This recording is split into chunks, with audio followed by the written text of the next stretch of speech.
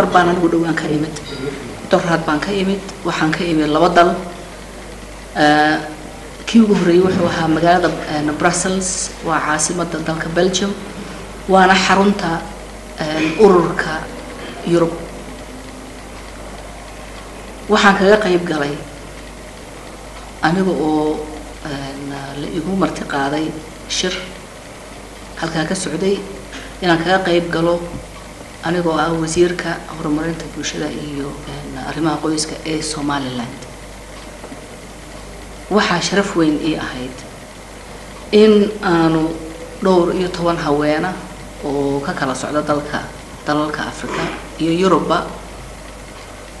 qaar ay ahaayeen wasiiro qaar ay ahaayeen qaar deputaatiyaal kamida ururka Europe in anigoo ah wasiirka Somaliland aan noqday qofkii lagu sharfay inaan shirka gudoomiyo Somaliland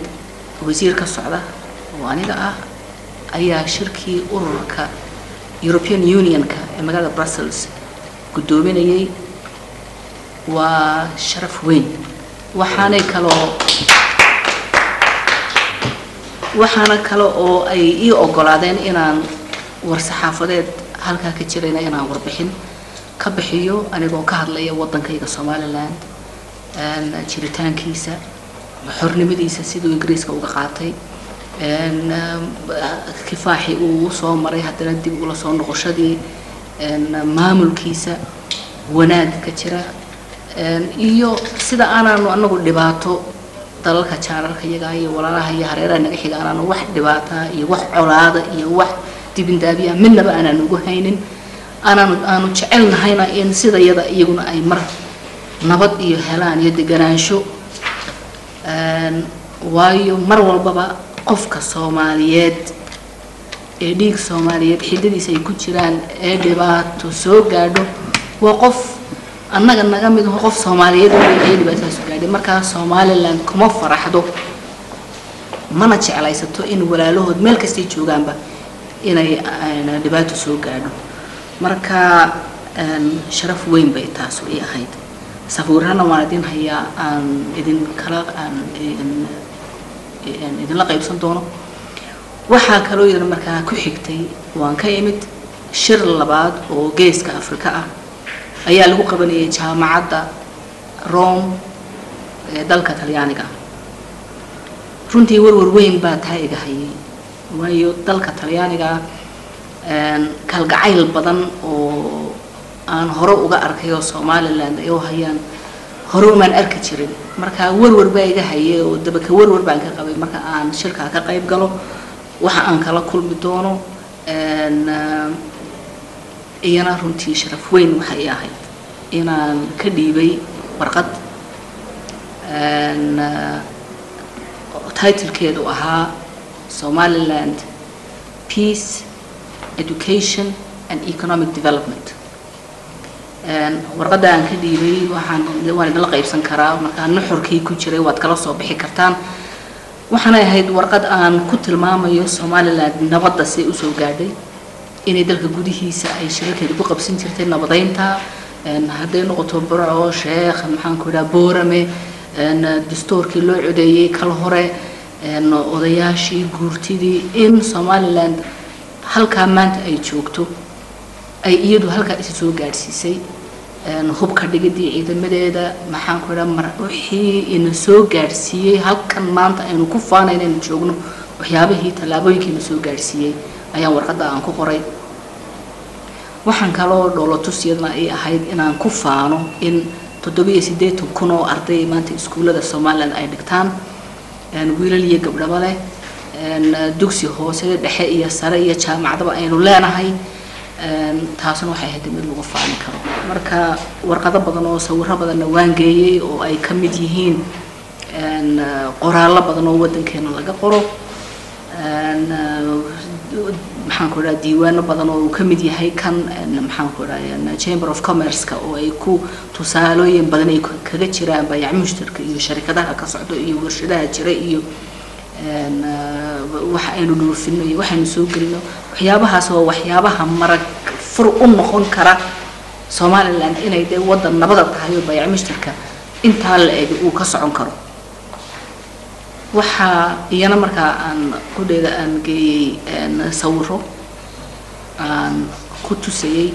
Somaliland tii aanu dhaxalay 1990kii iyo Somaliland maanta oo sawiradii maxaan ku dhahay theaterka istalkii umulahay awli curyaane dunsana adigu laba saddex meelood oo dunsana meel dunsan bal lama helo Somaliland intii waa la wada dhisay dirqi baan dhowr meelood ku soo helo ku sawiray sawiradaas aan geeyay waxaan kaloo markaa iyaguna aan sawiray isla maalintii aan tagay horteed hodheelada waaweyn Mansour ambassador daaraha waaweyn Hargeysa laga dhisay bangalooyinka waaweyn kuwaasna waan sawiray isbitaalkan umulahay waan sawiray marka Hargeysadii hore iyo Hargeysada maanta sawiradaasna iyaga ku dhowdu waan bandhig ahaan baan u tusay farxad weyn waxa iyana ay ahayd inaan shirka kaga qayb galay wasiir Somaliland oo title-ka ama magacaas aan ku fadhiyay shirkaas oo martiqaadka inuu ka ku saabsanaa iyana waxa farxad weyn ay ahayd dad kale oo ka socda Ethiopia dalka Ingiriiska qudhoodu inay si badan ugu doodeen qadiyadda Somaliland warbixino wanaagsan oo runtii anigu aan aad u jeclaystay oo waxyaabo afkaaga ku yara qalooca laakiin afka walaalka ku quma baa jira oo anigu hadii aan oran lahaa inaan wadankayga faaninayo oo kaliya loo qaadan lahaa laakiin marka qof aan Somaliland u dhalanin oo waxyaabaha wanaagsan inaga sheego aad ugu tiirsanay Professor I.M. Lewis baa kamid ahaa dadkaas Professor Karo jaamaci ah oo ka socda dalka Ethiopia kamid ahaa marka waxaan jeclaystay in aan idin la qaybsado warbixinta yar ee kooban idin la sheego in Somaliland maanta ay kamid tahay dalalka Afrika ku faanto haddii aynaan wadankeena siduu yahay sheegin oo aynaan ka qayb galin adduunka shirarka ka socda wadankeena aqoonsigiisa uu raadaya laakiin waxaad moodaa maanta in Somaliland la garowsan yahay inay ka duwan tahay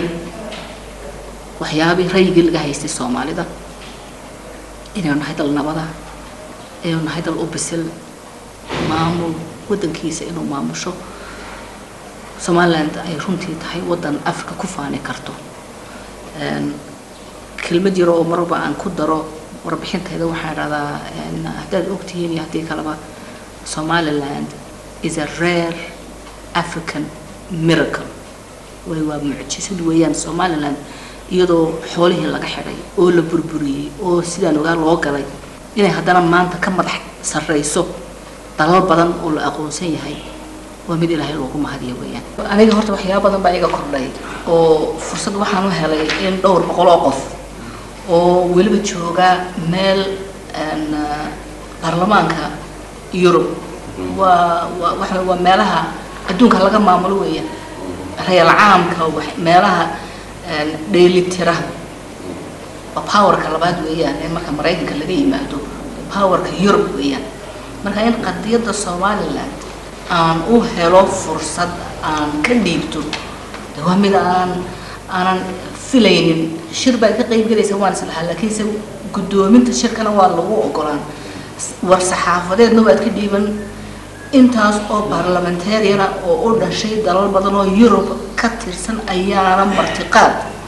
maalin walba kugu sharfi doona waayo waxay ii qaabileen si VIP ba ii qaabileen oo waqtiga maxaan ku raadinaa la qadeynayo iyo waqtiga maxaan ku raadinaa birrifta meel gaar oo VIP ga bay u qaabileen hotelka ay dejiyeen wufuudda kale mid ka duwan bay dejiyeen Renaissance Hotel bay dejiyeen sida ay ii qaabileen oo kaliya ayaa horta sharaf weyn wadankayga u ahayd iguna qaabileen wasiir ahaan wasiir gabadh waxa joogtay wasiir Senegal aad joogtay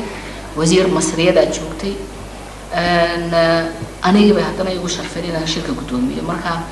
sharaf weyn bay ahayd waxaana weeyaan fursadaha soo kale ayaa hadii lagu sheegana waa la sheelaa كديبنا ريدنا وأنو مو كشفنا ودكين وحوي هاي فسد وباهي يجنا وحى أي أوبانا يعني أما أي دراسي يعني أنا قرأ وركفلن كهلين سوماليلاند oo isku duuduubka Soomaalidaas wararka Soomaalida laga maqlo iyo meelaha ay ku shirshadayaan iyo dalalka ay tagtagaan iyo shirkii 16aad ay u fadhiyaan iyo maxaan ku raayeen warlords ka haysta ee kursiyada ku dagaalamayo raygaas uma Soomaalida oo dhanba laga haysta marka inay jirto ummad Soomaaliyeed oo kale oo ka duwan oo ka maamul wanaagsan oo ka nabadgelyo wanaagsan oo ka aqoon badan oo ka sharaf badan inay jirto wax lagu faano weeyaan